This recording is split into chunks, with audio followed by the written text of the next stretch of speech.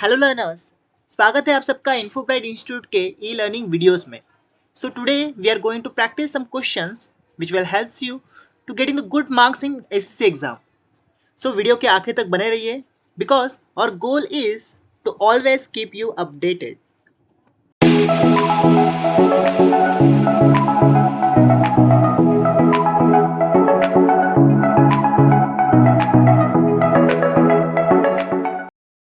सो question number 1 से start करते हैं। When writing an email, it's generally good idea for your paragraph to be। अब ये भी एसएससी में पूछा गया बहुत इंपॉर्टेंट क्वेश्चन है। अब इसके अंदर पूछा गया है नॉर्मली कि जब भी आप ईमेल वगैरह लिखते हो तो उसके अंदर एक बॉडी पार्ट या एक मैसेज पार्ट होता है उसका, जैसे कि ईमेल के 3 पार्ट्स होते हैं, उसमें से मिडिल पार्ट होता है बॉडी। उसके अंदर हम लोग एक पैराग्राफ टाइप करते हैं, जिस लाइक मेल टाइप करना है, फिर कुछ रिक्वेस्ट वगैरह करनी है तो वहाँ पे एक मैसेज टाइप कर सकते हो एक पैराग्राफ फॉर्म में। ठीक है, तो वो कैसा होना चाहिए? जिस लाइक वो लॉन्ग होना चाहिए, ऑप्शन ए लॉन्ग होना चाहिए, option B short and precise होना चाहिए, ऑप्शन सी ऑलवेज इंटेंडेड होना चाहिए, या option D in a huge form making them easy to read, बड़े फॉन्ट में होना चाहिए जिससे वो सामने वाले को इजीली रीड हो पाए। सो इस पर्टिकुलर क्वेश्चन में option B short and precise is the right answer. Why? Because अब नॉर्मल जो भी हम पैराग्राफ वगैरह लिखते हैं वो हमेशा शॉर्ट में होना चाहिए, मतलब समरी टाइप में होना चाहिए, जिससे वो ज़्यादा ऐसा भरा भरा ना लगे।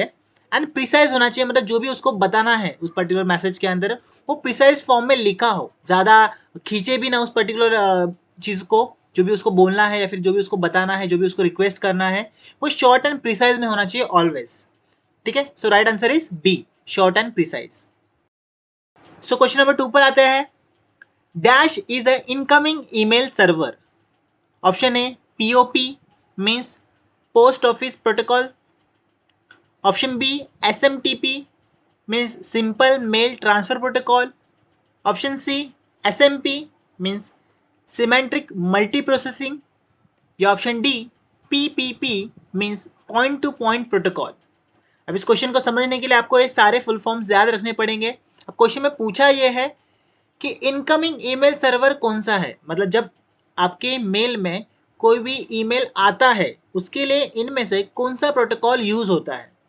ठीक है, सो इसके राइट आंसर है option A POP means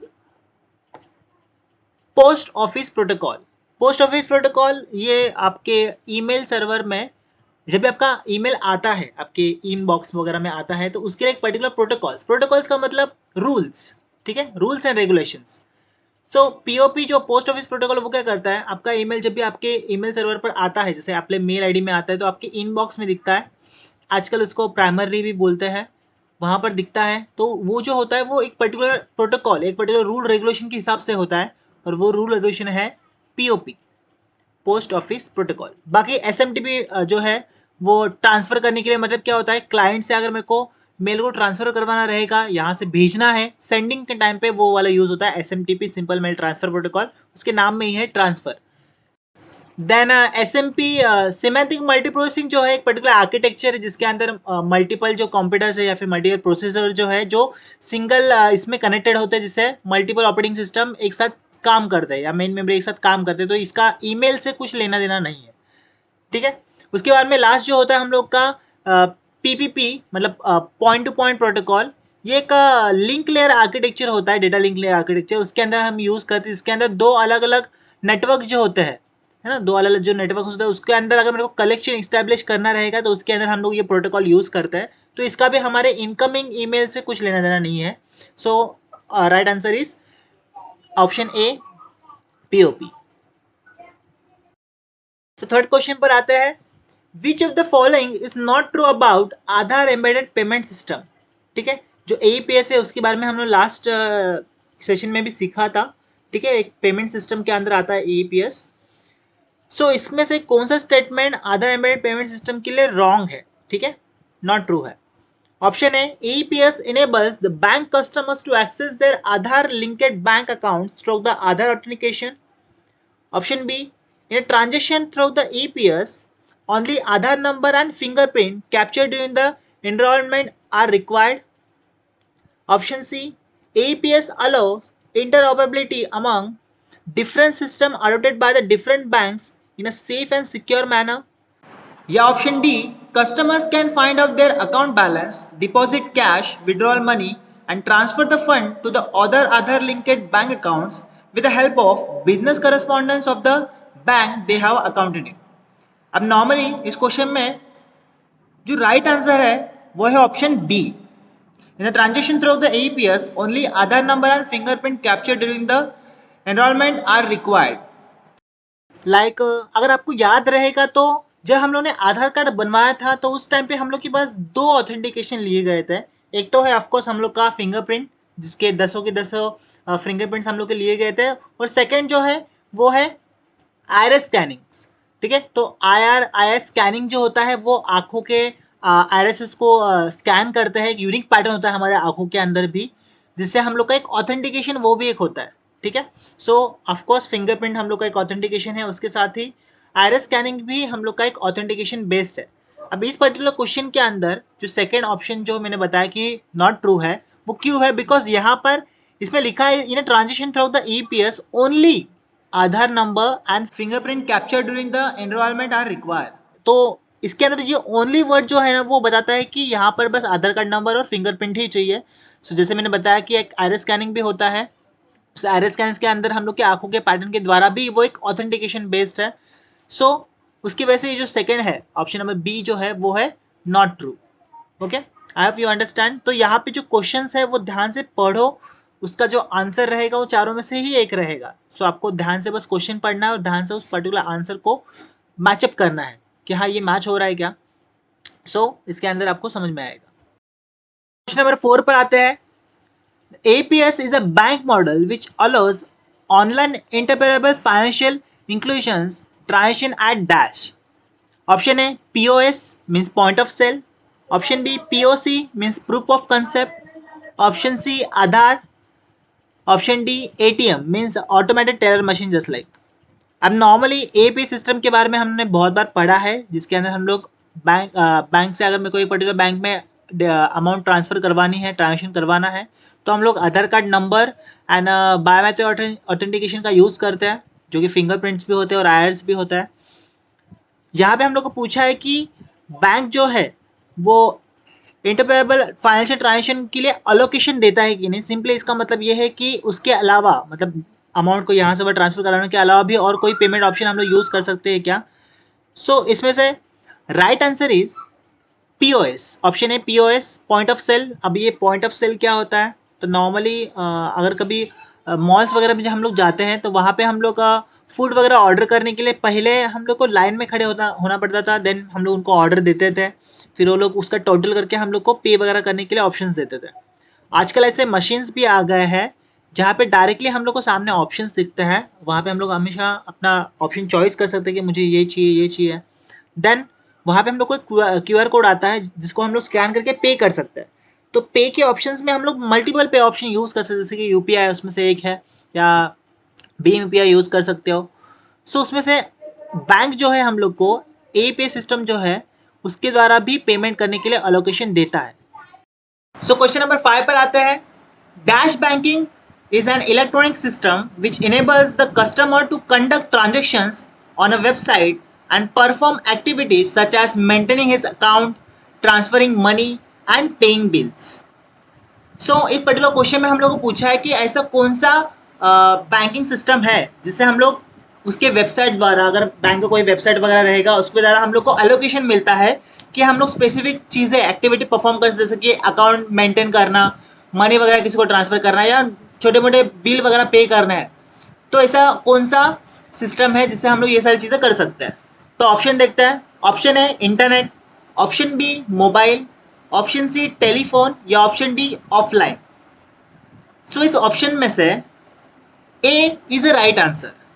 so simple में internet banking is electronic system which enables the customer to conduct the transactions on their website और ऑन देयर बैंक एप्लीकेशन. ठीक है, इसकी वजह से A is a right answer. Question number 6 पर आता है. NEFT स्टैंड फॉर, NEFT का फुल फॉर्म पूछा है हमें. Option number A national electronic fund transfer. Option B national electric fund transfer. Option C national electronic fund transmission या option D national elective fund transfer. ठीक है। तो NEFT जो होता है नॉर्मली उसके बारे में हम थोड़ी बात कर लेते हैं कि एनईएफटी जो होता है उससे हम लोग अगर मुझे अमाउंट वगैरह या फिर फंड वगैरह एक पर्टिकुलर बैंक अकाउंट से दूसरे बैंक अकाउंट में ट्रांसफर करवाना है तो हम लोग एनईएफटी का यूज़ करते हैं। ठीक है, तो उसके लिए हम लोग को नॉर्मली लगता है बैंक अकाउंट और उसका सामने वाले का IFSC code. So given option में से A is a right answer. So NEFT stand for national electronic fund transfer. ठीक है, नेशनली इलेक्ट्रॉनिक वे में फंड को ट्रांसफर करवाना means NEFT. So right answer is option A. So next question पे आते हैं, question number 7। Minimum amount that can be transferred through the NEFT is. तो अगर हम एनईएफटी का यूज करते हैं अमाउंट को ट्रांसफर करने के लिए तो कम से कम हम कितना अमाउंट को ट्रांसफर करवा सकते हैं यूजिंग एनईएफटी। सो ऑप्शंस देखते हैं। Option A 10,000, option B 50,000, option C 1 lakh या option D 2 lakh. So given options में से A is a right answer because NEFT का अगर हम यूज करें तो कम से कम अमाउंट हम लोग 10,000 से हम लोग भेज सकते हैं। अगर मुझे अमाउंट ट्रांसफर करवाना है एक पर्टिकुलर बैंक से दूसरे बैंक में तो उसके लिए एनईएफटी अगर हम यूज कर रहे हैं तो उसका मिनिमम अमाउंट रहेगा 10,000, इसलिए right answer is option A. So next question देखते हैं क्या है। Question number 8, EFT stand for. ठीक है, ईएफटी का फुल फॉर्म पूछा है हमें यहाँ पर।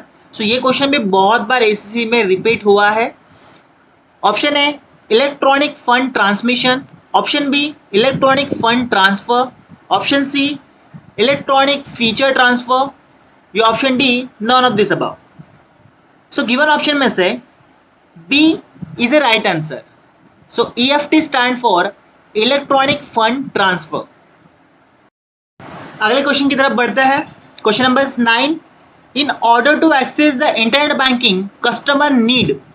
अगर मुझे इंटरनेट बैंकिंग को एक्सेस करना है या फिर इंटरनेट बैंकिंग यूज़ करना है तो कस्टमर के लिए क्या इंपॉर्टेंट है, मतलब क्या उसके पास होना चाहिए जिससे वो इंटरनेट बैंकिंग यूज़ कर सके।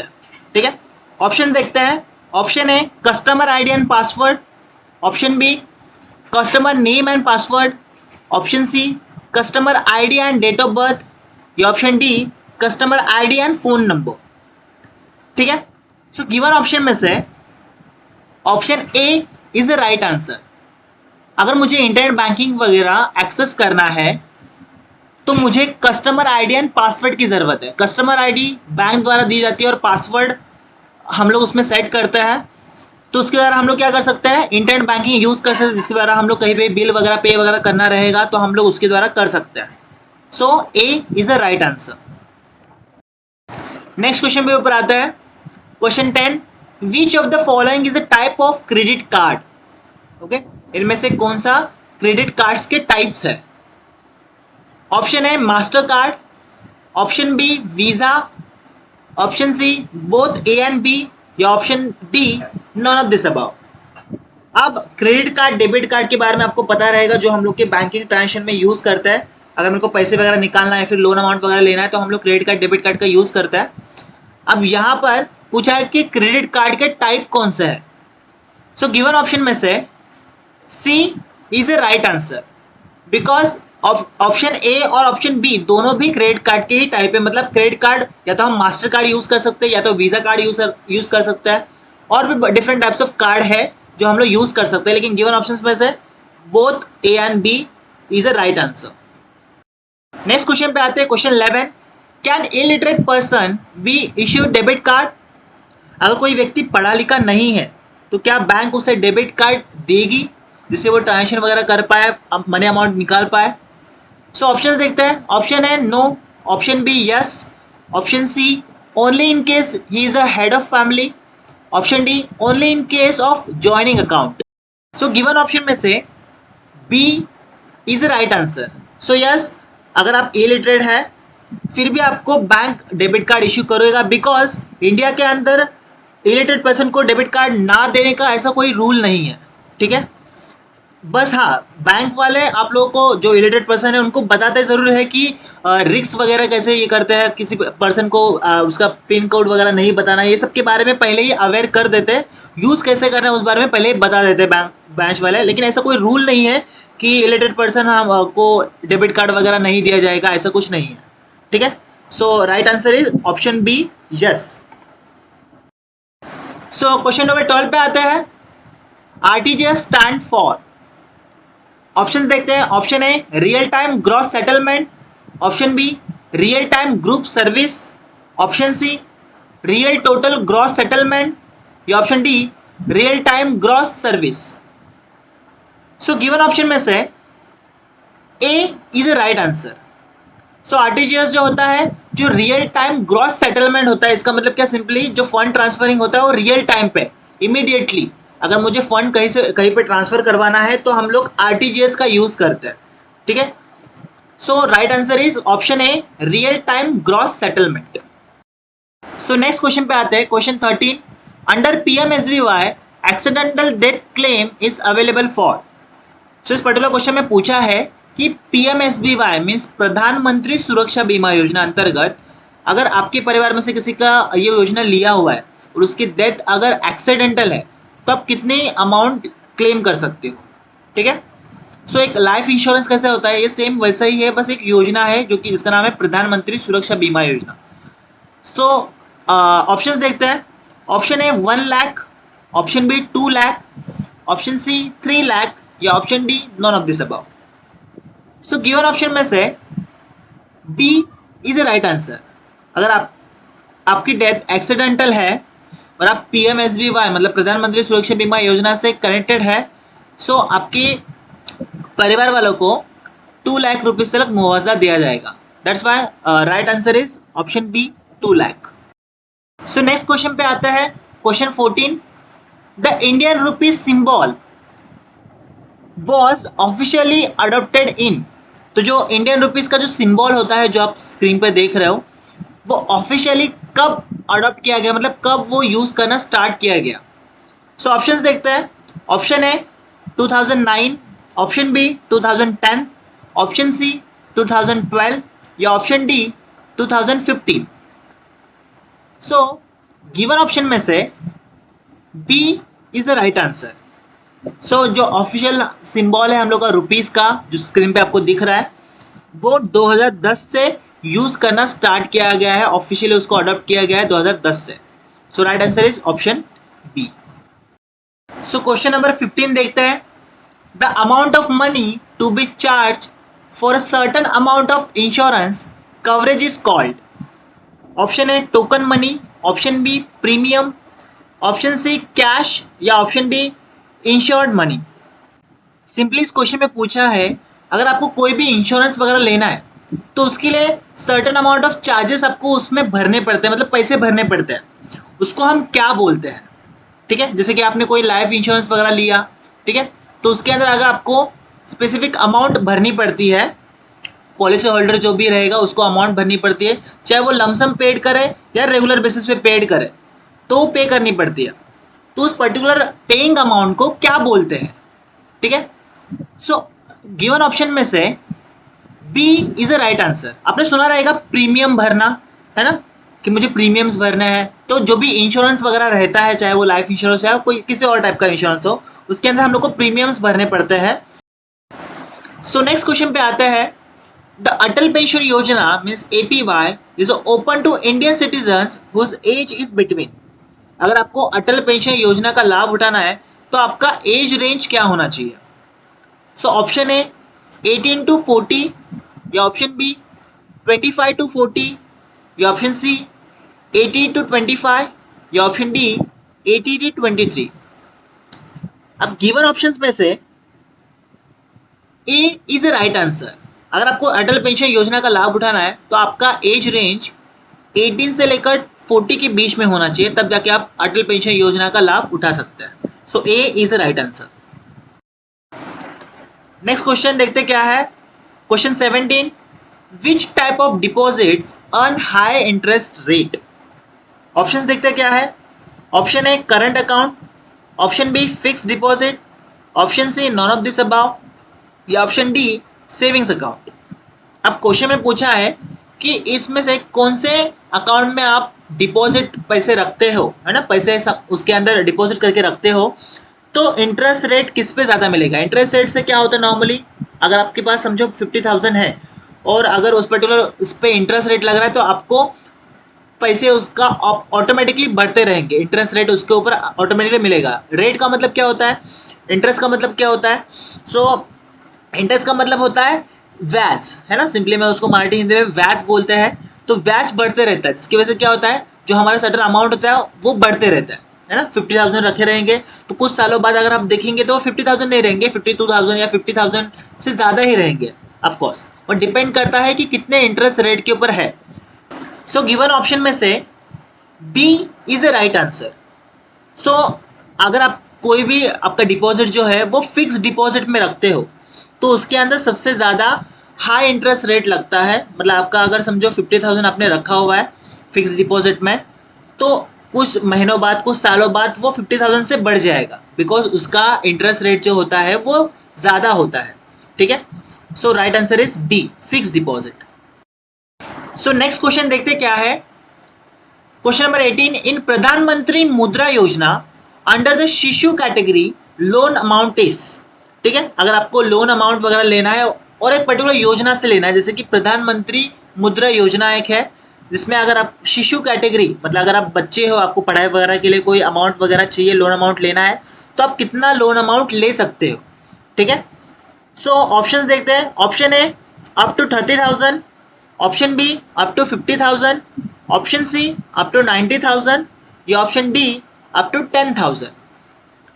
सो गिवन ऑप्शन में से B is a right answer. अगर आप शिशु कैटेगरी के अंदर लोन अमाउंट उठाना चाहते हो अंडर प्रधानमंत्री मुद्रा योजना, तो आपको अप टू 50,000 लोन अमाउंट मिल सकता है। So right answer is B. अगर आप क्वेश्चन को ध्यान से पढ़ा रहेगा तो मोस्टली हम लोग को योजनाओं के क्वेश्चन बहुत ज़्यादा आते हैं हमारे एसएससी के एग्जाम में, तो एक बार सारी योजनाएं पढ़ के जाना। सो नेक्स्ट क्वेश्चन देखते हैं, क्वेश्चन 19, प्रधानमंत्री सुरक्षा बीमा योजना means PMSBY was launched on. ठीक है, PMSBY कब लॉन्च हुआ? सो ऑप्शंस देखते हैं। Option A May 20, 2015, option B April 9, 2015, option C May 9, 2015 या option D May 1, 2015। So PMSBY कब लॉन्च हुआ? सो इनमें से राइट आंसर है सी, मई 9, 2015। तब प्रधानमंत्री सुरक्षा बीमा योजना लॉन्च हुआ था हमारे इंडिया में। ठीक है, so right answer is option C. Next question देखते क्या है। Question 20, accounts payee cheques can be paid. अगर आपने कभी चेक वगैरह डाला रहेगा तो आपको पता रहेगा कि अकाउंट जो भी आपका चेक वगैरह रहता है उसका अमाउंट आपको पे कब होता है। ठीक है ना, डायरेक्टली आपको चेक के ऊपर आपने अगर आपका नाम लिख दिया, अमाउंट लिख दिया, तो डायरेक्टली आपके अकाउंट में पैसे आते हैं क्या? तो नहीं। सो ऑप्शंस देखते हैं। At cash counter of cash, option B at ATM, option C by deposit in bank account या option D none of this above. So इस ऑप्शंस में से आपको पता चल ही गया होगा कि इसका आंसर क्या है। So yes, right answer is option C, by deposit in bank account. अगर आपकी चेक के ऊपर कुछ अमाउंट लिखा हुआ है और आपको वो चाहिए, ठीक है, तो सबसे पहला तो डायरेक्टली आपके अकाउंट में वो नहीं आने वाला है। ठीक है, लिखे लिखे आपके अकाउंट में डायरेक्टली पे नहीं होने वाला है, आपको उसको डिपॉजिट करना पड़ेगा आपके बैंक अकाउंट में। राइट, उसके लिए आपको बैंक जाना पड़ेगा, बैंक जाने के बाद वहां पर आपको वो डिपॉजिट करना पड़ेगा। Right, so right answer is option C. So next question पे आते हैं। Question 21, what is validity period of cheques. ठीक है, अब नॉर्मली इस क्वेश्चन में पूछा ऐसा गया है कि समझो आपने कोई चेक वगैरह लिख दिया है, समझो किसी फ्रेंड ने आपको चेक दे दिया लिखकर, लेकिन आपने उसको डिपॉजिट करना ही भूल गए। ठीक है, तो आपके पास कितना वैलिडिटी टाइम होता है डेट ऑफ इशू से लेकर, अगर आपने समझो उसके ऊपर डेट लिखा हुआ है उस पर्टिकुलर प्रेजेंट डे का जो जब आपने चेक लिया था, और बहुत टाइम ड्यूरेशन हो गया है लेकिन आपने वो चेक डिपॉजिट ही नहीं किया है, तो कितना टाइम पीरियड आपको मिलेगा उस चेक डिपॉजिट करने के लिए? उसके बाद, उस टाइम पीरियड खत्म होने के बाद आप उस चेक को डिपॉजिट नहीं कर सकते बैंक में। ये सिंपली ऐसा क्वेश्चन पूछा है। सो ऑप्शंस देखते हैं। Option A 4 month of date of issue, option B 3 month of date of issue, option C 1 month of date of issue या option D unlimited. So given option में से B is the right answer. आपने जब भी check के ऊपर जो भी डेट ऑफ इशू लिखा रहेगा उसके 3 मंथ तक अगर आपने वो चेक डिपॉजिट कर दिया तो आपको वो पैसे मिल जाएंगे, नहीं तो वो चेक डिपॉजिट नहीं हो सकता। So right answer is option B. Next question देखते क्या है। Question 22, bank does not give loan against, bank आपको कब लोन नहीं देगा? A gold ornaments, B LIC policy, C lottery tickets, या D NSC means national saving certificate. So question में सीधा सीधा पूछा है कि बैंक आपको किस पर्टिकुलर काम के लिए फिर किस चीज़ के लिए लोन नहीं दे सकता। ठीक है, तो जैसे कि ऑप्शंस दिए हुए हैं, गोल्ड ऑर्नामेंट्स, अगर आपको गोल्ड के कुछ ज्वेलरीज वगैरह लेना है तो बैंक आपको लोन देगा, तो हाँ दे सकता है। वाई? बिकॉज वो अगर वो लोन नहीं चुकता कर पाया तो वापस उस गोल्ड ऑर्नामेंट्स को बेचकर वो लोन वापस दे सकता है। ठीक है, LIC पॉलिसी के लिए भी दे सकते हैं, बिकॉज पॉलिसी अगर मेरे को भरनी, LIC पॉलिसी अगर मैं ले रहा हूँ तो उसके अंदर जो भी अमाउंट रहेगा, अगर समझो लोन नहीं भी भर पाएगा तो LIC से जो अमाउंट आएगा वो रिटर्न उसको लोन अमाउंट में दे सकता है। लॉटरी टिकट्स खरीदने के लिए बैंक हमें लोन देगा क्या? सो नहीं। So right answer is option C lottery tickets, because bank कभी भी आपको लॉटरी टिकट खरीदने के लिए पैसे देगा क्या? जरूरी नहीं आपकी लॉटरी लगे ही, है ना। 100% में से 99% तो हमको पता होता है कि लॉटरी नहीं लगेगी, या फिर 1% चांस होता है कि हाँ लॉटरी लगी जाएगी, लेकिन बैंक का आपके ऊपर इतना विश्वास हो ही ना करेगा। So right answer is option C lottery tickets. Next question पे आते हैं, question 23, which of the following is a valid email address. ये क्वेश्चन भी एसएससी में बहुत बार पूछा गया है कि इनमें से कौन सा वैलिड ईमेल एड्रेस है। ऑप्शंस देखते हैं। Option A vml.india.com, option B @vrm@india.com, option C verm@india.com, option D vrm.india.com। अब इनमें से एक राइट आंसर है। ठीक है, सो गिवन ऑप्शन में से राइट आंसर है ऑप्शन सी vrm@india.com। अगर आपको ईमेल एड्रेस का फॉर्मेट पता हो तो उसके अंदर हमें एक यूज़र आईडी चाहिए, यूज़र नेम चाहिए, फिर उसके बाद @ होना चाहिए, उसके बाद में जो हम लोग का ईमेल सर्वर नेम होना चाहिए एंड देन .com। ठीक है, सो इसमें ये जो पर्टिकुलर क्राइटेरिया है वो फॉलो कौन कर रहा है अच्छी तरह से, वो है ऑप्शन सी। ठीक है, उसके अंदर एक यूज़र नेम है, @ है एंड ईमेल सर्वर है जैसे कि india.com। ठीक है, अब बाकी के ऑप्शंस क्यों नहीं है? बिकॉज पहले ऑप्शन के अंदर देखोगे आप VML के बाद डायरेक्टली डॉट है और फिर @ है, तो वो गलत है फॉर्मेट। उसके बाद में बी ऑप्शन के अंदर पहले ही @ दिया हुआ है तो वो स्टार्टिंग में ही गलत है। उसके बाद में लास्ट में वाला जो ऑप्शन है ऑप्शन डी, उसके अंदर @ साइन ही नहीं है, सो ये वाला ऑप्शन भी रॉन्ग है। तो इनमें से वैलिड कौन सा है? So option C is a valid email address. Next question देखते क्या है। Question 24, what does forward mean in email. अब फॉरवर्ड का मतलब क्या होता है ईमेल, इलेक्ट्रॉनिक मेल के अंदर, वो पूछे हम लोगों को। ऑप्शंस देखते हैं। ऑप्शन है sending a new email, option B sending an email copy, option C sending email copy to new recipient, या option D sending a copy email to the sender. अब गिवन ऑप्शंस में से C is the right answer, because अगर मेरे को कुछ भी email send किसी को फॉरवर्ड करना है ना, तो उसमें हम लोग क्या करते हैं, जो भी सेम ईमेल रहेगा उसका कॉपी किसी न्यू रिसिपेंट को हम भेजते हैं, उसको हम बोलते हैं फॉरवर्डिंग। सो गिवन ऑप्शन में से C is the right answer. Next question देखते क्या है। Question 25, which of the following are parts of email. Email के कितने पार्ट्स होते हैं या फिर इनमें से कौन से ईमेल के पार्ट्स है, यह हम लोग को पूछा है। ऑप्शंस देखते हैं। Option A 2 subject email ID, option B 2 subject body attachment, option C 2 subject CC closing, या option D all of this above. So given option में से B is the right answer, because एक अगर email अगर आप right कर रहे हो तो उसके कितने पार्ट्स होता है, तो नॉर्मली 2 होता है, जहाँ पे हम लोग क्या डालते हैं, प्राइमरी रिसिपेंट का एड्रेस डालते हैं, ईमेल आईडी डालते हैं, उसके बाद में सब्जेक्ट हमें लिखना होता है कि कौन से सब्जेक्ट के लिए हम लोगों ने वो ईमेल भेजा है, किस काम के लिए हम लोगों ने वो ईमेल भेजा है। जस्ट लाइक बॉडी, वहाँ पर हम मैसेज वगैरह लिख सकते हैं।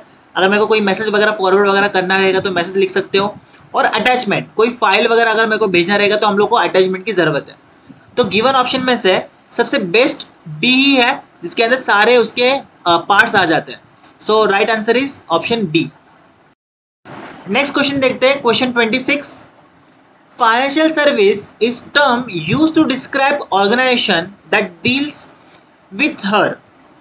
अब यहाँ पे क्वेश्चन में पूछा है कि ऑर्गेनाइजेशन में फाइनेंशियल सर्विस का मतलब क्या होता है, किस टाइप के पर्टिकुलर चीज़ को डिस्क्राइब करने के लिए फाइनेंशियल सर्विस का यूज़ करते हैं, इस वर्ड का यूज़ करते हैं सिंपली में। सो ऑप्शंस देखते हैं। Option A cash on deposit, option B fixed deposit account, option C management of money, या option D excess bank deposit. So given option में से C is a right answer, because financial service, organisation में financial service ये term क्यों use करता है, because management of money. Financial service का मतलब क्या होता है, मनी को मैनेज करना, है ना। तो ऑर्गेनाइजेशन में सबसे इंपॉर्टेंट क्या होता है, मनी को मैनेज करना, जिससे सारे काम इजी में हो जाए। तो फाइनेंशियल सर्विस ये term, option C is the right answer. So next question देखते हैं, why is one time password is safe. Option A it is easy to generate, option B it's can not be share, option C it is different for every access, या option D it is a complex encrypted password. So इस question में पूछा है कि one time password safe क्यों है, why one time password is safe. तो last time हमने वन टाइम पासवर्ड के बारे में थोड़ा सा इन्फॉर्मेशन लिया था। नॉर्मली वन टाइम पासवर्ड होता क्या है कि अगर हम लोग को कुछ लॉगिन वगैरह करना है या फिर ट्रांजेक्शन वगैरह कहीं पे भेजना है, तो मुझे अलोकेशन देने के लिए कोड जनरेट होता है, जो मशीन लेवल जनरेशन कोड होता है, वो हमारे फ़ोन नंबर पे या हमारे ईमेल आईडीज़ पर आता है। तो यहाँ पे पूछा है कि वो सेफ कैसे होगा। सो गिवन ऑप्शन में से C is a right answer. Why, because जैसे मैंने बताया था कि हर एक पर्टिकुलर लॉगिन के लिए या फिर हर एक पर्टिकुलर ट्रांजेक्शन के लिए वो जो OTP रहेगा वो हमेशा अलग अलग रहेगा। That's why it is different for every access, इसलिए one time password is safe. So right answer is option C. Next question पे आते हैं, क्वेश्चन 28। KYC मीन्स, KYC का यहाँ पे फुल फॉर्म हम लोग को पूछा है। Option A known your customer, option B known your character, option C both of the above, या option D none of the above. So KYC का सिंपल मतलब क्या होता है, KYC हम लोग बैंक वगैरह में करवाते हैं। KYC को नोन योर क्लाइंट भी बोलते हैं।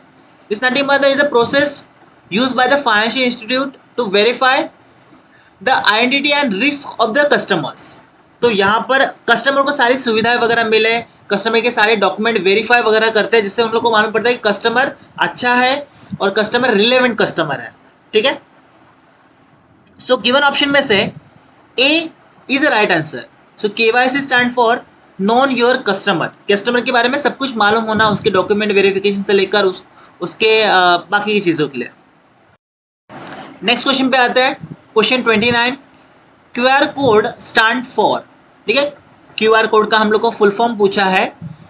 ऑप्शंस देखते हैं। Option A quick response code, option B quick restore code, option C quick result code, या option D none of above. ठीक है, QR कोड के बारे में थोड़े से इंफॉर्मेशन बता देता हूँ। QR कोड जो होता है नॉर्मली बॉक्स टाइप में होता है और ब्लैक एंड वाइट डॉट्स में एक पैटर्न बना होता है, जिसको हम डायरेक्टली स्कैन करके पे कर सकते हैं। ठीक है, नॉर्मली हम लोग पे वगैरह करने के लिए सामने वाले का UPI कोड वगैरह लेते हैं या फिर बैंक अकाउंट नंबर और IFSC कोड वगैरह लेकर फिर पे करते हैं, लेकिन उसमें टाइम लगता है। अगर मुझे इमीडिएटली पे करना है, ठीक है, तो मुझे QR कोड का यूज़ करना पड़ता है। तो QR code stand for, so A is a right answer, quick response code. ठीक है, अगर हमें को पे वगैरह करना रहेगा तो QR कोड डायरेक्टली स्कैन करो, डायरेक्टली हम लोग को उसका नाम वगैरह आ जाता है, वहाँ पे अमाउंट डाल के डायरेक्टली हम पे कर सकते हैं। So A is the right answer. Next question देखते क्या है, question 13। Interest of saving deposit in paid. ठीक है, जो आपको सेविंग डिपॉजिट है उसके ऊपर इंटरेस्ट अमाउंट कब आपको पे होगा। इंटरेस्ट अमाउंट आपको पे होने से क्या होगा कि आपका जो अमाउंट है जो भी आपने डाला रहेगा इंटरेस्ट सेविंग अकाउंट में, वो बढ़ेगा, ग्रो होगा थोड़ा थोड़ा। ठीक है, तो वो अमाउंट कब कब ऐड होती रहती है। सो ऑप्शंस देखते हैं। Option A yearly, option B every month, option C half yearly, या option D quarterly. So given option में से C is the right answer. आपको जो भी सेविंग डिपॉजिट रहेगा उसके अंदर हर हाफ ईयर में आपका इंटरेस्ट अमाउंट पे होते रहेगा। ओके स्टूडेंट, आज के सेशन में बस इतना ही। एग्जाम रिलेटेड क्वेरीज के लिए हमारे साथ बने रहिए। Keep learning.